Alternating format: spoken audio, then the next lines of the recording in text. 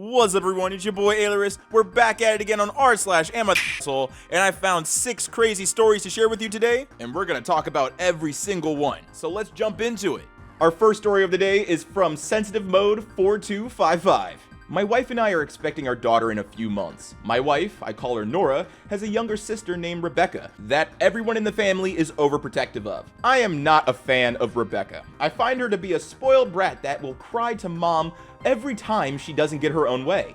I find her overall to be rude and entitled. Nora's family babies her, and to be honest, at 22, she should not be throwing a fit about not getting what she wants. A 22-year-old is throwing a tantrum like a toddler? I need to see that. That's fascinating. That's a circus act. One example of this is that she had a mini meltdown at her wedding, oh my god, because her shoes were the wrong color. Not even by a lot. It was just a different shade of white. You couldn't even see the shoes since the bridesmaid dress was so long.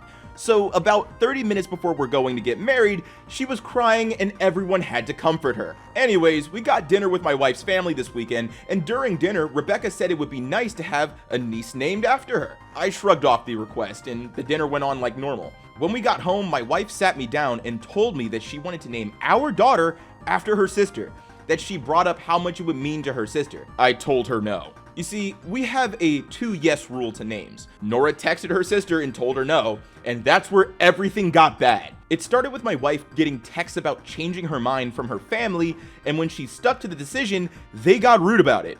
I started to receive texts and it ended with me getting a call from my mother-in-law and Rebecca. I told them both no multiple times, and they just started asking why over and over again. Look, at that point I snapped and I told them both that I would never name our daughter after her, that she is a spoiled brat and I don't want our daughter to be anything like her, and that this very situation is literally an example of it. I hung up and my wife says I should apologize, but she agrees that they were being a lot. I've still been getting texts about how Rebecca's been crying since the conversation. Her family sees me as a huge and are still on my case. My wife is on my side, but she still does want me to smooth things over. I really don't want to, and I think they need to change. That's the thing, the ball is in your court, man. You're the one who's wronged. Sure, you could apologize for hurting your sister-in-law's feelings. That'll definitely patch things up with your in-laws, and if you're savvy about it, you can just say, I'm sorry you're upset, and don't do anything. You don't have to change your daughter's name. Or if I was in your situation, I wouldn't say anything. I wouldn't acknowledge her feelings, her strange 22-year-old crybaby feelings. No, I would treat the situation with all the seriousness that this 22-year-old is treating it with. None. No, you're not getting an apology, and no, my daughter's not gonna be named after you because you're crappy. You're a lame person, and why would I want to curse my future child with lameness by naming her after you? That makes no sense. Our second story comes from user Spaced Out Soapbox. Last night, my wife made spaghetti, and it smelled amazing. She said she tried something new and wanted me to eat it before asking questions. I had a few bites and it tasted kinda off, but not terrible, just weirdly sweet and earthy. I asked what she changed and she told me she blended up leftover spaghetti from 6 days ago and mixed it into the sauce to thicken it. Oh god. So hold up, pause. You're trying to tell me that the twang that you tasted, the weirdly sweet and earthy taste, was week-old pasta. I don't even know if cooked that's safe to eat. Oh god, I can't imagine the amount of bacteria inside of that new pasta. I immediately stopped eating. I know it's technically the same ingredients, but the idea of blended old noodles mixed into fresh sauce made me feel sick. She got offended and said that I had already ate half a plate, so clearly it was fine and I was just being dramatic now that I knew. I told her that is exactly the point. I did not know. If I had known beforehand, I would not have eaten it. She said I was being wasteful and disrespectful and acting like she served me garbage.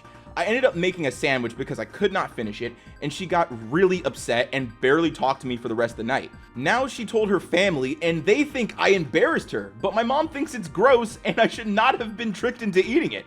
I feel bad for hurting her feelings, but also I feel like I should get a say in what I'm eating. Okay, so it's just old pasta, even though that's also a problem. We'll get into that later.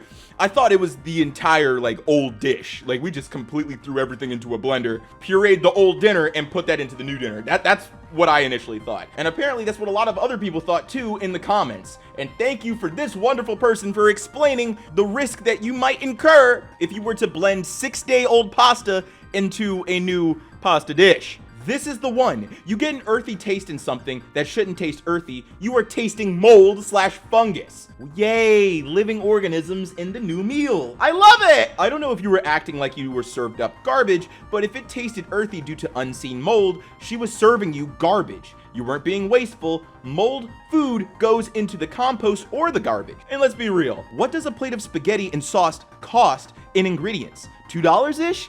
So wasteful. This guy's wife absolutely found a recipe on Facebook or TikTok and thought that this was a great way of incorporating new flavors and saving a bit of money.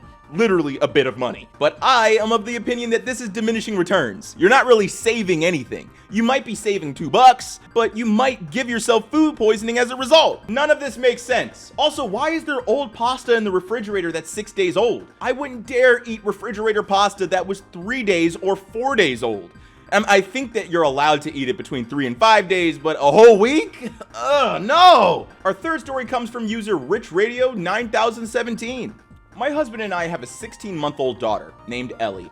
Just went back to work part-time, and I have my mom watching Ellie 2 days a week. Ellie goes to this little toddler class through our rec center twice a week. It's a 2-hour class, and every class has free play, a circle time with story and a song, and an art project. During free play, the kids have 4 different table stations that they could visit, including an art table, a corner of the room with cars, trucks, and trains, the house corner with a kitchen and baby dolls. The dramatic play area changes bi-weekly. I've seen a grocery store, vet's office, and pizza shop, the book area, the block area, and the patio. The patio has 2 water tables, 2 playhouses, a sandbox, tricycles, and little Tykes cars. Each class is only $5. Parents/caregivers are required to stay and supervise their children. Ellie loves this class. She's addicted to the chalkboards there and starting to approach other babies. She does taste test every foam block in the room and has eaten her fair share of crayons and finger paint, on top of drenching herself in water, rolling around in the sandbox, and covering herself in paint. But it's nothing that can't be solved without a change of clothes and hosing her off.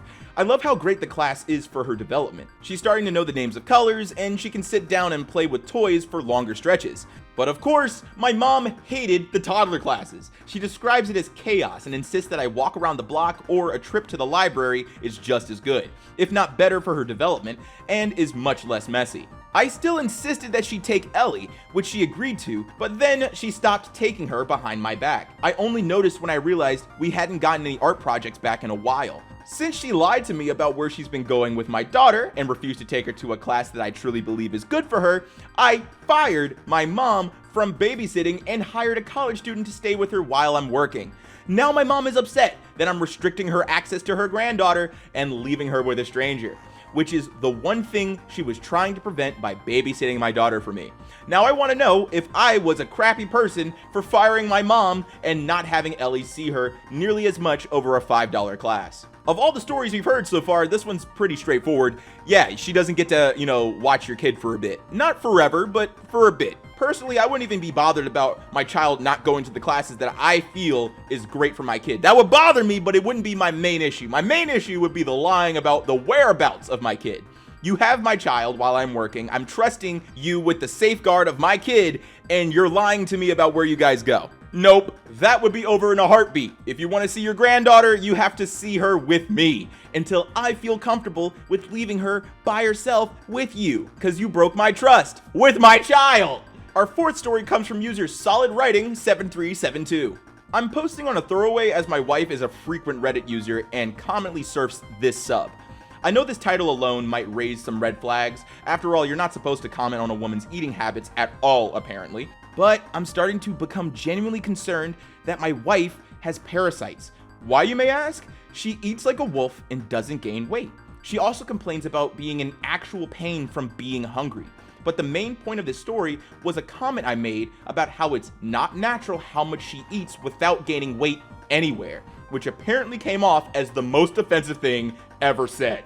I'm seriously not trying to call her out or exaggerate her eating habits. You know what? This is everything that she ate just today, for example. 3 eggs, 12 to 20 mini hash browns, juice and a smoothie, 4 sausages, a miniature steak roughly the size of half of your palm, for breakfast, but partially spaced out over about an hour, half a poutine, 3 cake pops, another juice box, 3 chicken strips for lunch. Snacks were half a platter of shrimp, approximately 2 clusters of snow crab legs with garlic butter, 2 bowls of Mr. Noodles, 2 small pieces of cheesecake, a cup of hot cocoa, a salad with chicken, 3 bowls of carrots and broccoli. Then for dinner, she had 10 chicken nuggets, a McChicken, another bowl of ramen, a chocolate bar, and a soda.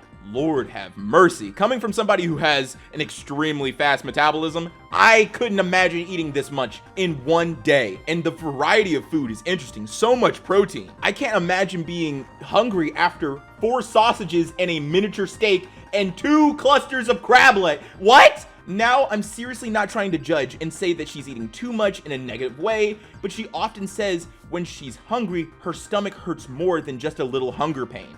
The problem is, when I brought up the health concerns, I said nobody can eat that much and not gain weight. Clearly, it's something wrong. And she took that as, wow, you eat way too much food, fatty, or something. Brother, that's exactly what she heard. But I don't feel like I'm in the wrong. In all of the time that I've been with her, she's gained 25 pounds tops, most of which she gained when she started a medication years prior. She's 140 pounds. That's not fat. I don't understand how she took it as me calling her fat in a bad way. I truly, genuinely believe it's not humanly possible to eat that much without gaining weight. I didn't mean it in a bad way at all. I just truly think that something's eating whatever enters her stomach or something. So that being said, am I truly the crappy person in this situation? I've apologized if she took it the wrong way, but I said I'm not sorry for being concerned and bringing up valid points. Okay, given that this is a sensitive topic for your wife, obviously, she thought that you were calling her an obese pig. You only have 2 options in order to rectify this situation. You either apologize and don't bring it up again and just wait for her to realize something's wrong, or wait for her to gain weight, whatever it may be, or you up the ante, you double down, and you guys go to the doctor. If there's nothing wrong and she just happens to have a super fast metabolism and she's hungry all the time, hunger that causes her physical pain, and nothing's actually wrong, you got to give it to her, all right? At that point, her feelings are valid no matter what. Doesn't matter what your intentions are. I would just say, for the sake of your relationship, it might be in your best interest to concede. Now, if the doctor does point something out, that is not your moment to say, I told you so. It would be your moment to observe her, her reaction, whether or not she apologizes for her overreaction to what you said, stuff like that. You would be able to still save the relationship, but I would pocket that I told you so till after the treatment is complete. Now, when it comes to guessing what's wrong with your wife, everybody in the comments, threw their hat in the proverbial speculation ring. Dude, you definitely should keep pushing her to go to the doctor about it. My first thought is that she may have an eating disorder and that she's either restricting when you're not paying attention or purging the food. When I was deep in my eating disorder, my husband was absolutely convinced I was eating a lot, and it got to the point where he was worried I had cancer or something because I kept losing weight despite eating so much. He just wasn't paying enough attention to realize what was going on. It can be really hard to spot. Either your wife has an ED or there's another serious medical issue going on. Her defensiveness makes me assume the former. Our 5th story comes from user PastYak9832. I, 27 female, rent a house with 2 other girls, Tessa, 26 female, and Charlie, 31 female. It's a 5-bed, 3-bath house with a finished basement. It's in a pretty nice neighborhood, and we got it for a steal, so we've been here for a couple of years. On to the issue. I work from home, and Tessa has a hybrid schedule. When we all moved in, Charlie wanted us to pay more rent since we would be setting up our offices in the 2 spare rooms. The basement is finished, so we offered her to set up a space just for her own down there. But she didn't like the idea of being banished to the basement, her words. So Tessa and I both agreed to pay a little bit more rent. However, my condition was my office was not to be a shared space.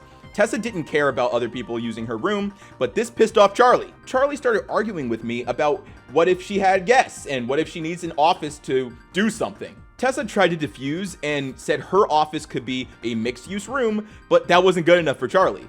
After a little back and forth, she agreed to the terms, and it wasn't really brought up again for over a year. Okay, so let me get this straight. She agreed to the terms that she set. So Charlie says, hey, you guys are using multiple rooms in this house. You guys should pay a little bit more rent, but I should have a bedroom that's not the basement, because she believes she would be banished to the basement, which is not even a problem if you've ever lived in a share house. You know for a fact that the basement it's a great potential bedroom. You just need vision, but that's besides the point.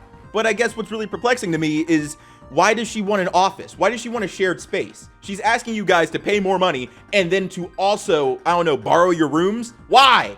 What's the point of this agreement? Well, Charlie now has 2 friends coming in from Europe to stay a couple of weeks. She gave Tessa and me a heads up the other morning. Fine with us, we love having people come stay at the house sometimes too. She then slipped in that they'll need to stay in both of our offices since she doesn't want them to have to put up with staying in the same room. I reminded her of the conditions of my paying the extra rent and all hell broke loose. She called me self-centered and a possessive weirdo and stormed off huffing. Even without the boundary, I can't just give up my office for a couple of weeks. I would have to move my whole setup to my bedroom. And I have a job that requires me to have multiple screens going with the type of work I do. Tessa is wanting to keep the peace and offered to help me set up something in my bedroom and that maybe I should just drop it. This is really the only issue we've ever had.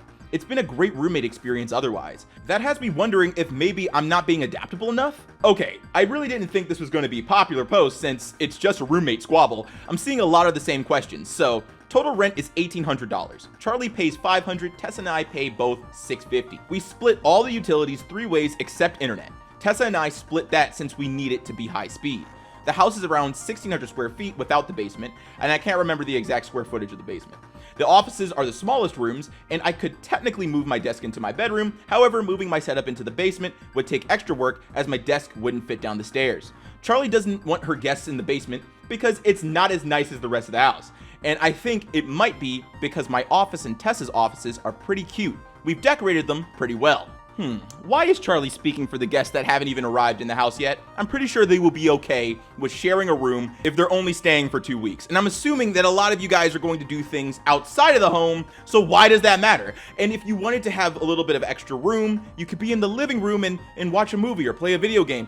If we're only concerned about having a private space to sleep and change, then sharing a room might be inconvenient, but it's not an impossibility. And the fact that this has been the only problem you've had with Charlie is actually astounding because she seems to be the most unfun individual on earth. Our final story of the day comes from user Gone Wandering 2. A few years ago, while on hike with my wife, she slipped and fell. I was not able to get her up, and for those of you who are familiar, this took place on the 14er group out of the Chicago Basin, so it was stressful. Thankfully, another man was able to get her out, but it was hours later and she had been perched on a cliff under a drop site. She has never been upset with me for not being able to get her by myself. We're both avid, experienced hikers, but I am not a strong guy and she is a sturdy gal. The fear on her face as she fell is imprinted in my mind and something that will always haunt me.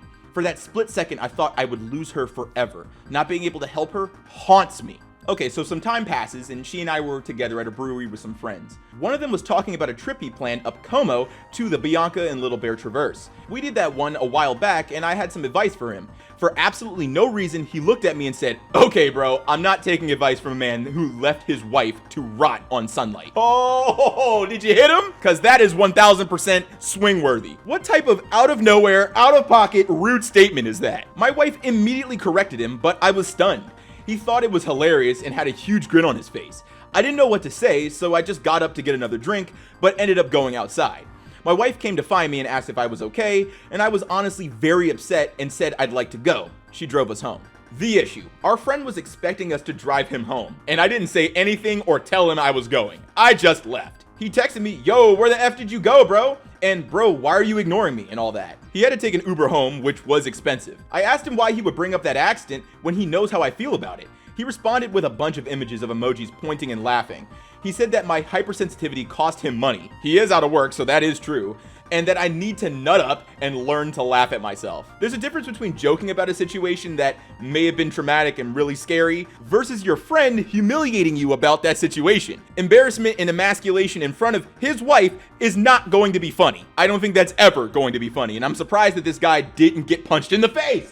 This is not typical behavior for him. I don't really hang out with guys who do all that bro stuff. He has historically been a nice guy. I would also not normally just abandon someone I had promised a ride. Am I crappy for leaving him without a ride? No. After a comment like that, his broke butt better find a way home, like immediately. And I would definitely start thinking about whether or not I want to hang out with this person, because that's just not funny, especially if the point of that statement was meant to humiliate him in front of the entire friend group. Yeah, no, you don't get a ride home and you don't get a text back. Now, it is pretty sad that this was out of character behavior for your friend. You probably were not expecting this man to humiliate you in front of your wife with a story that was pretty traumatic. And I truly hope that he wasn't like one of your few male friends, but if anything, This is motivation to find more buddies. And it looks like you have 13,000 friends who are prepared to reach out and make sure that you feel nice about the situation. Oh man. Oh my God, is this a bonus story? Yes. Typically with these videos, I always find a news article to use as the thumbnail to give everybody an idea of what type of content we're gonna be talking about. But unfortunately, usually those stories are like 5, 6, 7 years old. There's no chance for me to actually track it down and look into it. This one happened on March 25th, 2026, and I have to share it with you. Girl drowns in Florida Airbnb pool while her parents slept. Now they're blaming the homeowner. The grieving parents of a 4-year-old autistic girl who drowned at a Florida Airbnb earlier this month are planning to sue the property rental giant for describing the home as family friendly and have called on the homeowner to remove the listing. This is Katie Ray from Atlanta. She's 4 years old and she was found at the bottom of a swimming pool at a property her parents were renting in northern Miami-Dade. Her parents were asleep when their daughter went out to the backyard and fell into the pool. And they're calling on the homeowner to remove the listing from all rental sites and plan to file a lawsuit. Now, before we get into the rest of the story, let's think about what this family is saying. They're saying that a pool in a residential house is not family friendly, even though their child lost their life because they were asleep inside the house and the doors were at the least unmonitored and at the most unlocked. These parents know that their child, their little girl, is special needs and may have the impulsion to go outside and disobey rules. So why are we not watching this kid, and why are we suing this random Airbnb homeowner for damages that they had no part in? It is tragic that this little girl died, but it's not the Airbnb's fault. So what are we talking about? I lost my child. I lost my 4-year-old. She only got 4 years here. We loved her so much. We miss her so much. I'm never gonna hear my child laugh again. I just want a hug. Ray's mother, Adonaya Francis, tearfully told a press conference held at the Airbnb property on Tuesday. The family's attorney has claimed the property didn't have the mandatory safety features required for pools at short-term rentals, such as a safety banner, safety cover, pool alarm, or a door latch, as stipulated by Miami-Dade County Ordinance. A child got access to the backyard and no alarm went off. No barriers were there, and we lost Kennedy. The attorney would go on to say, how on earth can a house be advertised as family friendly when it has a pool and none of the safety measures are effectively in place?